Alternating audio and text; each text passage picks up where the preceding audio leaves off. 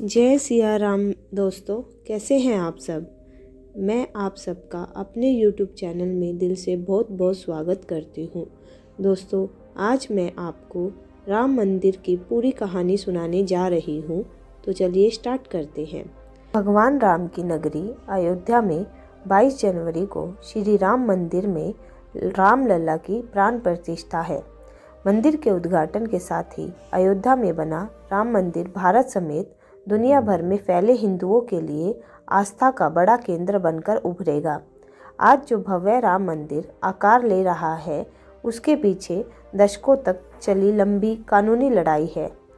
अयोध्या में राम मंदिर निर्माण का सफ़र काफ़ी चुनौतियों भरा रहा है। बाबरी विवाद, अदालतों में चली लंबी लड़ाई और फिर शीर्ष अदालत के फैसले के बाद मंदिर का निर्माण शुरू होना। अब देशवासियों का 22 जनवरी का इंतज़ार लगभग ख़त्म हो गया है। आइए अब आपको इतिहास में लेकर चलते हैं। किस्सा 1526 में शुरू होता है। ये वो साल है जब मुग़ल शासक बाबर भारत आया। 2 साल बाद बाबर के सूबेदार मीर बाकी ने अयोध्या में एक मस्जिद बनवाई। यह मस्जिद उसी जगह बनाई गई जहां भगवान राम का जन्म हुआ था। बाबर के सम्मान में मीर बाकी ने इस मस्जिद का नाम बाबरी मस्जिद दिया। ये वो दौर था जब मुग़ल शासन पूरे देश में फैल रहा था। मुग़लों और नवाबों के शासन के दौरान 1528 से 1853 तक इस मामले में हिंदू बहुत मुखर नहीं हो पाए। 19वीं सदी में मुग़लों और नवाबों का शासन कमज़ोर पड़ने लगा। अंग्रेज हुकूमत प्रभावी हो चुकी थी। इस दौर में ही हिंदुओं ने यह मामला उठाया और कहा कि भगवान राम के जन्म स्थान मंदिर को तोड़कर मस्जिद बना ली गई। इसके बाद से रामलला के जन्म स्थान को वापस पाने की लड़ाई शुरू हुई। मीर बाकी के मस्जिद बनाने के 330 साल बाद 1858 में लड़ाई कानूनी हो गई, जब पहली बार परिसर में हवन पूजन करने पर एक FIR हुई। अयोध्या रिविजिटेड किताब के मुताबिक 1 दिसंबर 1858 को अवध के थानेदार शीतल दुबे ने अपनी रिपोर्ट में बताया कि परिसर में चबूतरा बना है। ये पहला कानूनी दस्तावेज है जिसमें परिसर के अंदर राम के प्रतीक होने के प्रमाण हैं।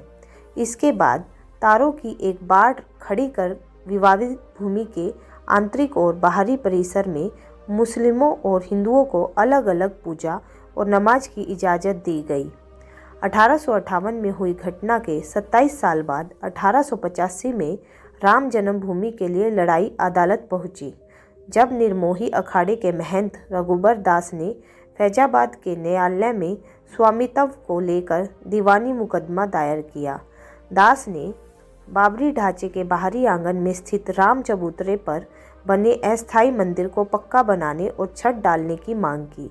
जज ने फैसला सुनाया कि वहां हिंदुओं को पूजा अर्चना का अधिकार है, लेकिन वे जिलाधिकारी के फैसले के खिलाफ मंदिर को पक्का बनाने और छत डालने की अनुमति नहीं दे सकते। एक और जहां देश भर में अंग्रेजों के खिलाफ आंदोलन चलाकर आज़ादी लेने की मुहिम जारी रही, वहीं दूसरी ओर राम जन्मभूमि की लड़ाई भी जारी रही। देश के आज़ाद होने के 2 साल बाद 22 दिसंबर 1949 को ढांचे के भीतर गुंबद के नीचे मूर्तियों का प्रकटीकरण हुआ। आज़ादी के बाद पहला मुकदमा हिंदू महासभा के सदस्य गोपाल सिंह वी शारद ने 16 जनवरी 1950 को सिविल जज फैजाबाद की अदालत में दायर किया। वी शारद ने ढांचे के मुख्य गुंबद के नीचे स्थित भगवान की प्रतिमाओं की पूजा अर्चना की मांग की। करीब 11 महीने बाद 5 दिसंबर 1950 को ऐसी ही मांग करते हुए महंत रामचंद्र परमहंस ने सिविल जज के यहाँ मुकदमा दाखिल किया। मुकदमे में दूसरे पक्ष को संबंधित स्थल पर पूजा अर्चना में बाधा डालने से रोकने की मांग रखी गई। 3 मार्च 1951 को गोपाल सिंह विशारद मामले में न्यायालय ने मुस्लिम पक्ष को पूजा अर्चना में बाधा न डालने की हिदायत दी। ऐसा ही आदेश परमहंस की तरफ से दायर मुकदमे में भी दिया गया।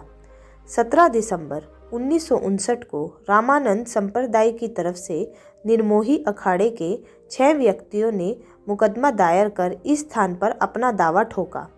साथ ही मांग रखी कि रिसीवर प्रियदत्त राम को हटाकर उन्हें पूजा अर्चना की अनुमति दी जाए। यह उनका अधिकार है। मुकदमों की कड़ी में एक और मुकदमा 18 दिसंबर 1961 को दर्ज किया गया। ये मुकदमा उत्तर प्रदेश के केंद्रीय सुन्नी वक्फ बोर्ड ने दायर किया। कहा गया कि यह जगह मुसलमानों की है, ढांचे को हिंदुओं से लेकर मुसलमानों को दे दिया जाए, ढांचे के अंदर से मूर्तियां हटा दी जाए। ये मामले न्यायालय में चलते रहे। फैसले की बात करें उससे पहले रामकाज के लिए कुछ और आंदोलनों की तरफ चलते हैं। बात 1982 की है। ये वो साल था जब विश्व हिंदू परिषद ने राम, कृष्ण और शिव के स्थलों पर मस्जिदों के निर्माण को साजिश करार दिया और इनकी मुक्ति के लिए अभियान चलाने का ऐलान किया। 2 साल बाद 8 अप्रैल 1984 को दिल्ली में संत महात्माओं, हिंदू नेताओं ने अयोध्या के श्री राम जन्मभूमि स्थल की मुक्ति और ताला खुलवाने को आंदोलनों का फैसला किया। मुकदमों की बात हुई है तो फिर से कानूनी लड़ाई की ओर चलते हैं और बात फैसले की करती हैं। एक फैसला 1 फरवरी 1986 को आया जब फैजाबाद के जिला न्यायाधीश KM पांडे ने स्थानीय अधिवक्ता उमेश पांडे की अर्जी पर इस स्थल का ताला खोलने का आदेश दे दिया। फैसले के खिलाफ इलाहाबाद उच्च न्यायालय की लखनऊ खंडपीठ में दायर अपील खारिज हो गई। जनवरी 1989 में प्रयाग में कुंभ मेले के दौरान मंदिर निर्माण के लिए गांव-गांव शिला पूजन कराने का फैसला हुआ। साथ ही 9 नवंबर 1979 को श्री राम जन्मभूमि स्थल पर मंदिर की शिलान्यास की घोषणा की गई। काफ़ी विवाद और खींचतान के बाद तत्कालीन प्रधानमंत्री राजीव गांधी ने शिलान्यास की इजाज़त दे दी। बिहार निवासी कामेश्वर चौपाल से शिलान्यास कराया गया। 1990 के दशक में आंदोलन तेज हो रहा था। इस बीच सितंबर 1990 को लाल कृष्ण आडवाणी रथ यात्रा लेकर निकले। इस यात्रा ने राम जन्मभूमि आंदोलन को और धार दे दी। देश की राजनीति तेजी से बदल रही थी। आडवाणी गिरफ्तार हुए। गिरफ्तारी के साथ केंद्र में सत्ता परिवर्तन भी हुए। भाजपा के समर्थन से बनी जनता दल की सरकार गिर गई। कांग्रेस के समर्थन से चंद्रशेखर प्रधानमंत्री बने। ये सरकार भी ज़्यादा नहीं चली। नए सिरे से चुनाव हुए और एक बार फिर केंद्र में कांग्रेस सत्ता में आई। इन सब के बीच आई वो ऐतिहासिक तारीख जिसका जिक्र किए बिना ये किस्सा पूरा नहीं हो सकता है। तारीख थी 6 दिसंबर 1992। इस दिन अयोध्या पहुंचे हजारों कार सेवकों ने विवादित ढांचा गिरा दिया। इसकी जगह इसी दिन शाम को अस्थायी मंदिर बनाकर पूजा अर्चना शुरू कर दी। केंद्र की तत्कालीन PV नरसिम्हा राव सरकार ने राज्य की कल्याण सिंह सरकार सहित अन्य राज्यों की भाजपा सरकारों को भी बर्खास्त कर दिया। उत्तर प्रदेश सहित देश में कई जगह सांप्रदायिक हिंसा हुई जिसमें अनेक लोगों की मौत हो गई। अयोध्या श्री राम जन्मभूमि थाना में ढांचा ध्वंस मामले में भाजपा के कई नेताओं समेत हजारों लोगों पर मुकदमा दर्ज कर दिया गया। इसके साथ ही रामकाज की कानूनी लड़ाई में मुकदमों की संख्या में और इजाफा होने लगा। बाबरी ढाए जाने के 2 दिन बाद 8 दिसंबर 1992 को अयोध्या में कर्फ्यू लगा था। वकील हरिशंकर जैन ने उच्च न्यायालय की लखनऊ खंडपीठ में गुहार लगाई कि भगवान भूखे हैं, राम भोग की अनुमति दी जाए। करीब 25 दिन बाद 1 जनवरी 1993 को न्यायाधीश हरिनाथ तिलहरी ने दर्शन पूजन की अनुमति दे दी। 7 जनवरी 1993 को केंद्र सरकार ने ढांचे वाले स्थान और कल्याण सिंह सरकार द्वारा न्यास को दी गई भूमि सहित यहां पर कुल 67 एकड़ भूमि पर अधिग्रहण कर लिया। अप्रैल 2002 में उच्च न्यायालय की लखनऊ खंडपीठ ने विवादित स्थल का मालिकाना हक तय करने के लिए सुनवाई शुरू की। उच्च न्यायालय ने 5 मार्च 2003 को भारतीय पुरातत्व सर्वेक्षण को संबंधित स्थल पर खुदाई का निर्देश दिया। 22 अगस्त 2003 को भारतीय पुरातत्व सर्वेक्षण ने न्यायालय को रिपोर्ट सौंपी। इसमें संबंधित स्थल पर जमीन के नीचे एक विशाल हिंदू धार्मिक ढांचा होने की बात की गई।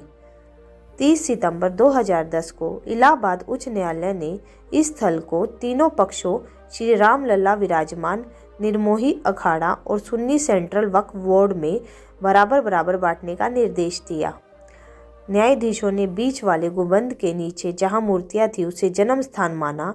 इसके बाद मामला सर्वोच्च न्यायालय पहुंचा।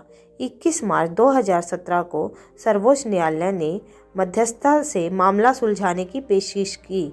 यह भी कहा गया कि दोनों पक्ष राजी हो तो वह भी इसके लिए तैयार है।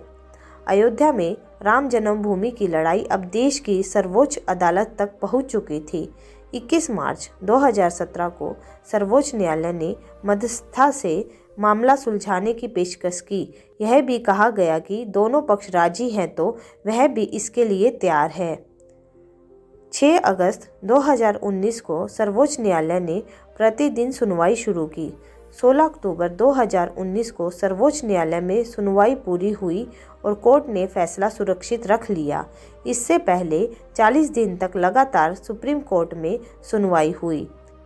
9 नवंबर 2019 को 134 साल से चली आ रही लड़ाई में अब वक्त था अंतिम फैसले का। 9 नवंबर 2019 को सर्वोच्च न्यायालय ने संबंधित स्थल को श्री राम जन्मभूमि माना और 2.77 एकड़ भूमि रामलला के स्वामित्व की मानी। वहीं निर्मोही अखाड़ा और सुन्नी वक्फ बोर्ड के दावों को खारिज कर दिया गया। इसके साथ ही कोर्ट ने निर्देश दिया कि मंदिर निर्माण के लिए केंद्र सरकार 3 महीने में ट्रस्ट बनाए और ट्रस्ट निर्मोही अखाड़े के एक प्रतिनिधि को शामिल करे। इसके अलावा यह भी आदेश दिया कि उत्तर प्रदेश की सरकार मुस्लिम पक्ष को वैकल्पिक रूप से मस्जिद बनाने के लिए 5 एकड़ भूमि किसी उपयुक्त स्थान पर उपलब्ध कराए। इसी के साथ दशकों से चली आ रही लंबी कानूनी लड़ाई समाप्त हो गई। अब बारी थी निर्माण की। 5 फरवरी 2020 को प्रधानमंत्री नरेंद्र मोदी ने अयोध्या में मंदिर निर्माण के लिए राम जन्मभूमि तीर्थ क्षेत्र ट्रस्ट की घोषणा की। ठीक 6 महीने बाद 5 अगस्त 2020 को अयोध्या में राम मंदिर की आधारशिला रखी गई, जिसमें पीएम मोदी जी भी शामिल हुए। 134 साल चली कानूनी लड़ाई के बाद अब अयोध्या में भव्य राम मंदिर का निर्माण हो रहा है। राम जन्मभूमि पर मंदिर के पहले चरण का काम पूरा हो गया है। 22 जनवरी 2024 की वह ऐतिहासिक तारीख है जब मंदिर में भगवान राम की प्राण प्रतिष्ठा होगी। 23 जनवरी से मंदिर आम लोगों के लिए खुल जाएगा। तो दोस्तों, आपको ये लंबी कहानी कैसी लगी आप हमें कमेंट करके ज़रूर बताइएगा। और अगर आपको ये कहानी अच्छी लगी है तो आप हमें कमेंट करके भी ज़रूर बताइएगा। तो चलिए मिलते हैं अब अपनी नेक्स्ट वीडियो में एक नई कहानी के साथ। तब तक के लिए जय श्री राम।